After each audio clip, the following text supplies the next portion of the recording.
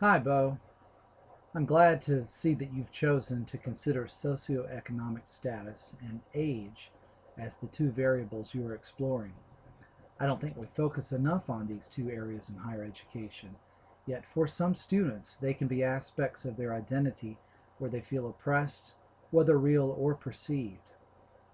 I have seen socioeconomic status to factor into college students' experiences, particularly in the first year when students are trying to find their place on campus and fit in.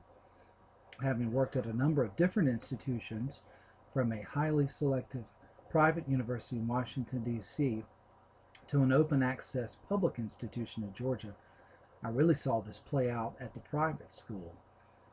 Many of those students boarded at expensive New England prep schools, but there were also a good number of students who graduated from public high schools.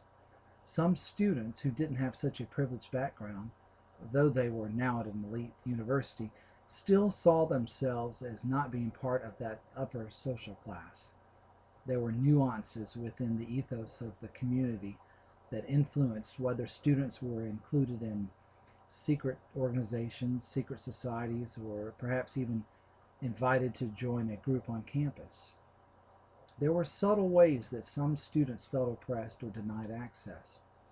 Those who acclimated or learned to speak code, for instance, were more accepted, and then socioeconomic status became less important.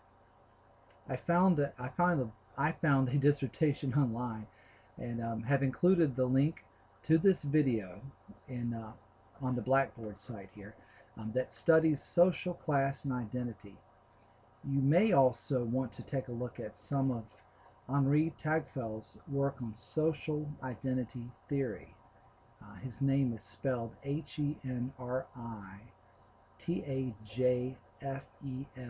and I did find an interesting YouTube video about him that may also be helpful in your work. Age is another important identity variable, particularly as more and more students return to college or start at a later age.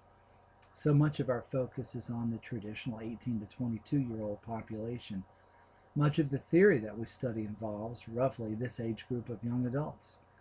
However, what does it feel like for a 45-year-old who is just starting college to be in class with students half their age? What if these students want more from college than just the classroom experience? How do we normalize their participation in clubs, organizations, and student activities as these older students try to acculturate with and socialize among 20-year-olds? How do we help older students find their place among younger students without them trying to parent the younger students, which I have seen happen? I've experienced this phenomenon of older students joining a sorority or even student government. Quite frankly, it all depends on how the older student socializes with the younger students, yet remains true to their age and maturity level. They may have to become introspective and recognize that there will be a place and time for their social interaction to be limited.